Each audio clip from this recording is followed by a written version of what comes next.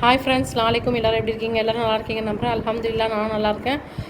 Friends, இன்றைக்கி இஃப்தார் special என்னென்னு பார்த்தீங்கன்னா, இன்றைக்கி அப்படியே வந்து பாருங்கள். அப்படியே பார்த்தீங்கன்னா இன்றைக்கி வந்து அவரைக்காய் முட்டை போட்டு காரக்குழம்பு செஞ்சுருக்கேன் ஃப்ரெண்ட்ஸ். பார்த்தீங்களா, சூப்பரான அவரைக்காய் முட்டைலாம் போட்டு காரக்குழம்பு. அதுக்கப்புறம் பார்த்தீங்கன்னா அப்படியே சப்பாத்தி செஞ்சேன். இன்றைக்கி இஃப்தார் ஸ்பெஷல் ரசம்.